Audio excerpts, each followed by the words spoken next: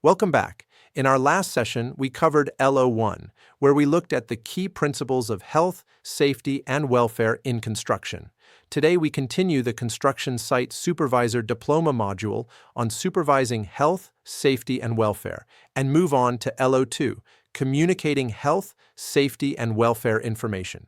We'll cover 5 key areas: promoting a positive safety culture, sharing safety information, communication methods, effective site inductions, and maintaining updated safety notices. Let's begin. Clear communication of health, safety, and welfare information underpins every safe UK workplace and is central to compliance with HSE guidance and the Health and Safety at Work, etc. Act 1974.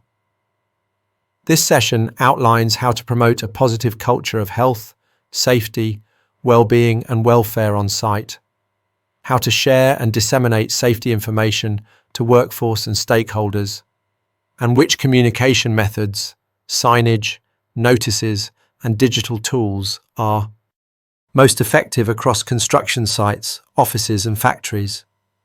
It will cover principles of delivering concise, engaging site inductions and procedures for monitoring communication, maintaining accurate safety signs and notices, and ensuring ongoing relevance. A key learning outcome is to be able to communicate health, safety, and welfare information, recognizing stakeholder responsibilities and practical measures for continuous improvement so that safe behaviours are embedded and statutory obligations are met. This slide covers encouraging shared responsibility for safety using toolbox talks and clear reporting channels, plus peer observations and feedback. Toolbox talks and hazard reporting must be easy and regular. Ahmed Jalil Al-Bayati, a construction safety researcher and independent author, found that visible management commitment shapes safer worker behaviour, according to Al-Bayati. Johanna Kujala, an expert in stakeholder engagement, emphasises practical engagement to reach contractors and supply chains, according to Kujala.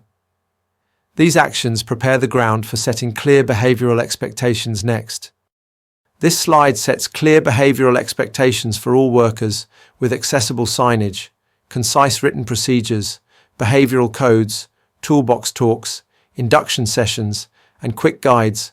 Caroline van Noonen, a safety culture researcher, highlights the need for user-centered signage and induction design, according to van Noonen. Melody S. Goodman, a specialist in stakeholder engagement, supports short, repeatable induction modules that record comprehension, according to Goodman. Clear expectations link directly to shared responsibility and help shape welfare arrangements and break routines described next. This slide covers welfare facilities and breaks, clean dedicated restrooms and canteens, scheduled hydration, staggered breaks and quiet rooms. Provide spaces that are clean, private, and accessible. Johanna Kujala, an expert in stakeholder engagement, stresses planning that meets diverse needs across contractors and shifts. According to Kujala, Caroline van Noonen notes, communications should adapt to shift patterns and literacy, according to van Noonen. Good welfare supports expected behaviours and provides a foundation for recognising and rewarding safe practices next. This slide explains recognising and rewarding safe practices with safety awards, recognition schemes, performance bonuses, and celebration events. Acknowledge safe behaviours quickly and link rewards to measurable safety outcomes. Ahmed Jalil Al-Bayati, a construction safety researcher, shows that visible leadership and resources predict safer worker behaviour, according to Al-Bayati. Melody S. Goodman, an expert in stakeholder engagement, warns rewards must be fair and meaningful. According to Goodman, proper recognition reinforces welfare provision and sets expectations for leaders who must model safety next. This slide stresses leading by example. Leaders joining toolbox talks, using visible PPE, conducting checks, and taking part in safety inspections. Demonstrating consistent adherence builds trust. Ahmed Jalil Al-Bayati, a construction safety researcher, found visible leadership strongly predicts safer behavior. According to Al-Bayati, Caroline van Noonen, a safety culture scholar, highlights human-centered communication and monitoring, according to van Noonen. Strong leadership closes the loop, making dissemination, site inductions, and ongoing monitoring more effective. It reinforces recognition and welfare so that safe choices are supported. This slide covers conducting regular briefings and toolbox talks. Schedule frequent concise safety toolbox talks and use interactive formats such as demonstrations, morning briefings, and quick hazards.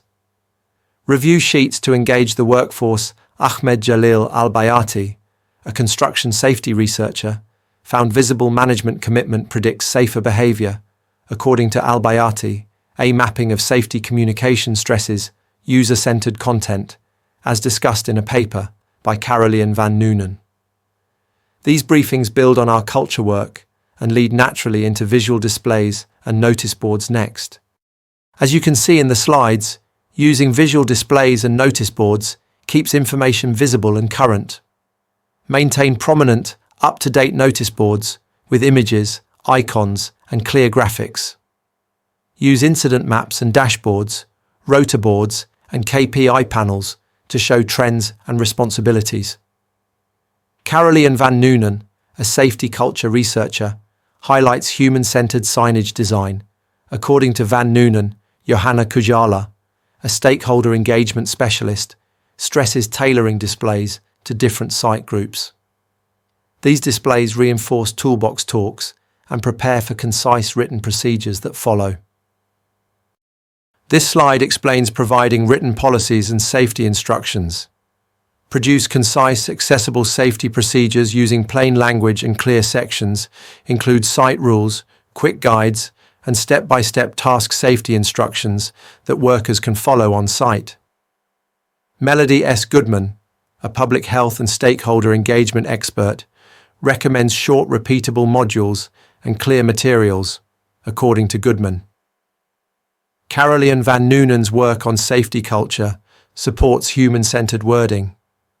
Well-written documents should be reinforced by supervisors, as the next slide shows. This slide covers cascading safety messages through line management. Delegate communication duties to supervisors and insist on consistent messages, regular supervisor briefings, walkthroughs, handover notes, and action logs. Ahmed Jalil Al-Bayati, a construction safety researcher, found visible leadership and resourcing predict safer worker behavior.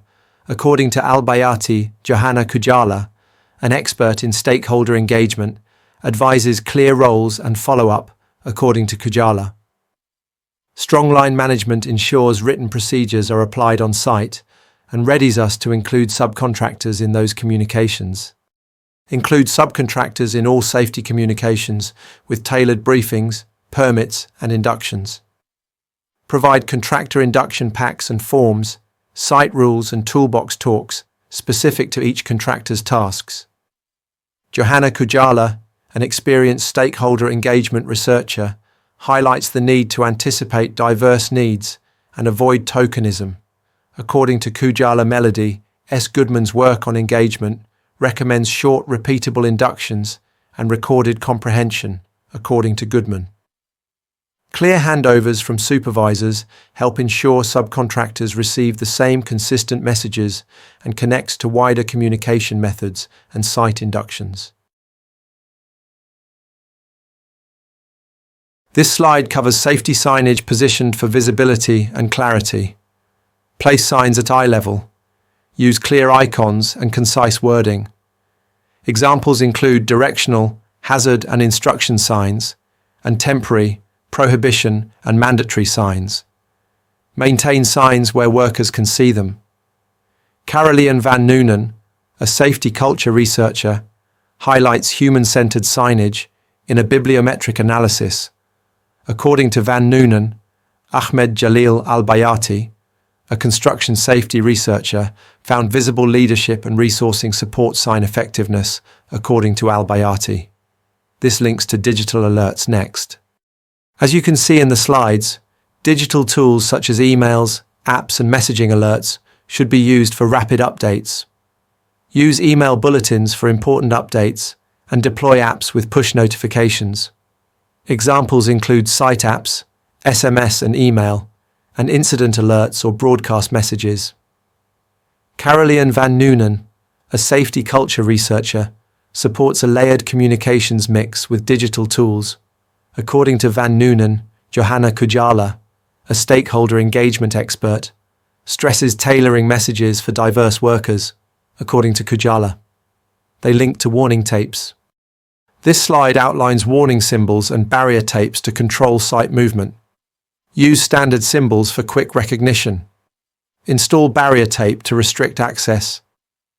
Examples include high visibility tape and chevrons, and symbols for biohazard, electrical and fall hazards. Caroline van Noonen, a safety culture researcher, underlines human-centered signs and symbols. According to Van Noonen, Johanna Kujala, a stakeholder engagement specialist, warns to tailor tapes and labels for diverse crews, according to Kujala. Clear barriers and symbols support written emergency procedures that follow. As you can see in the slides, documented procedures for emergency response must be clear and practical. Maintain written emergency action plans that include roles, responsibilities, and escalation steps. Examples are evacuation routes, muster points, contact lists, and response checklists. Ahmed Jalil Al-Bayati, a construction safety researcher, shows that management commitment and clear procedures predict safer behavior, according to Al-Bayati.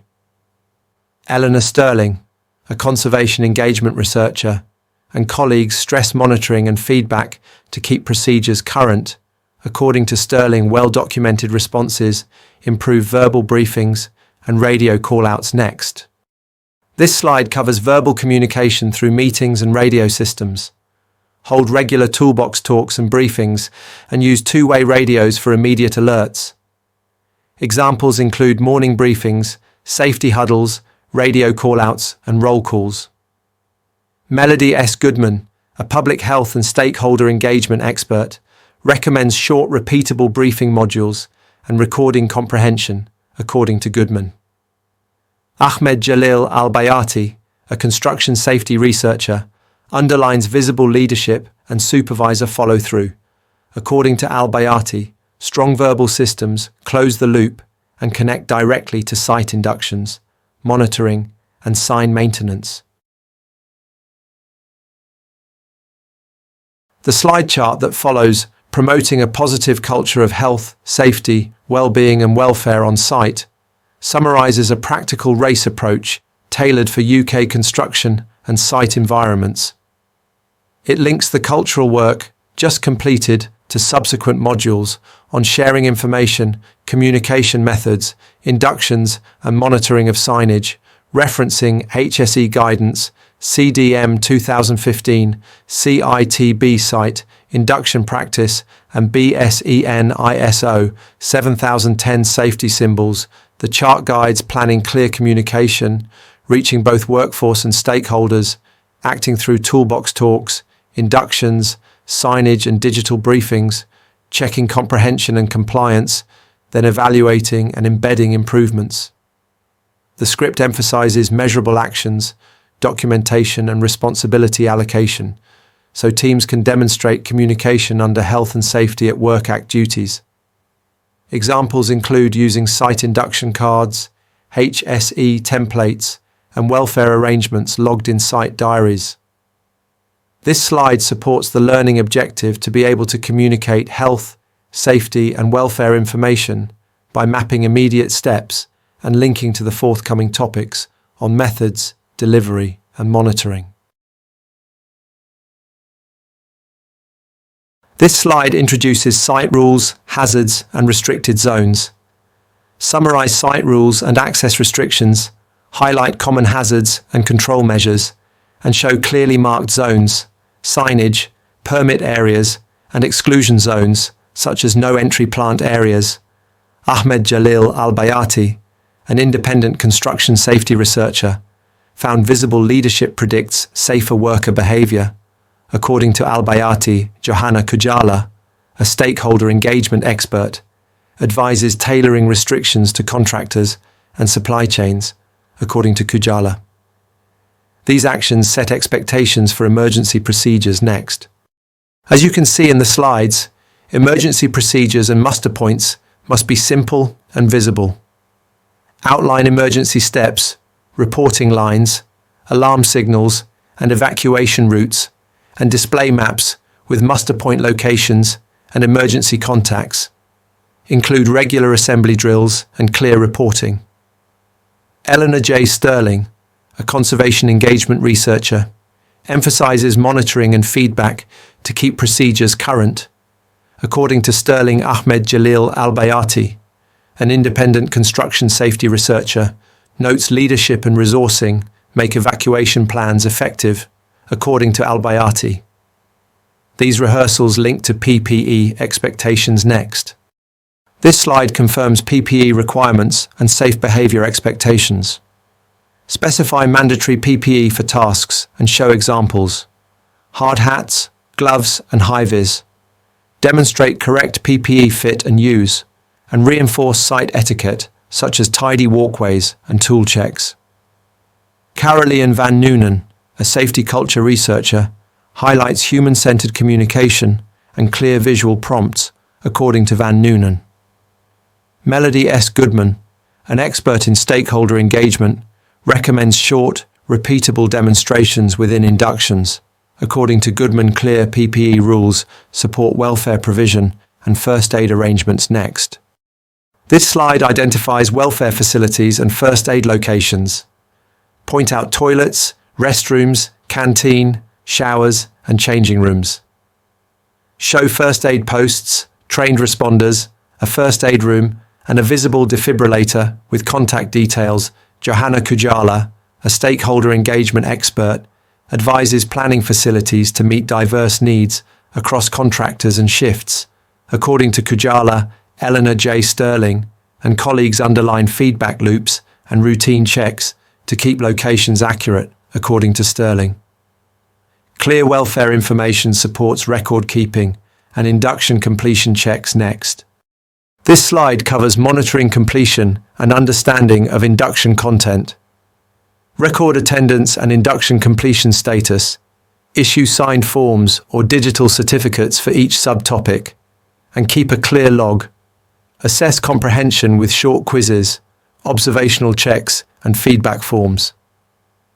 Melody S. Goodman, a seasoned stakeholder engagement researcher, recommends short, repeatable induction modules that record understanding, according to Goodman. Eleanor J. Sterling and colleagues stress routine audits and stakeholder feedback to detect misunderstandings. According to Sterling, robust monitoring closes the loop and reinforces leadership commitment. A positive site culture, clear dissemination of safety information, and use of varied methods, signage, notices, and digital tools, combine with effective site inductions and continual monitoring of signs to create practical safety. The learning objective, to be able to communicate health, safety, and welfare information, is met when HSE guidance and industry standards such as CITB are applied coherently. Accuracy, accessibility, and feedback loops make messages credible for the whole workforce and stakeholders, translating policy into everyday practice and improving well-being. Remind students that all sources and references can be found below the video, and that if they have any questions or need guidance, they should make use of the live AI tutor for one-to-one mentoring and support. Reflect on how these approaches might inform future work.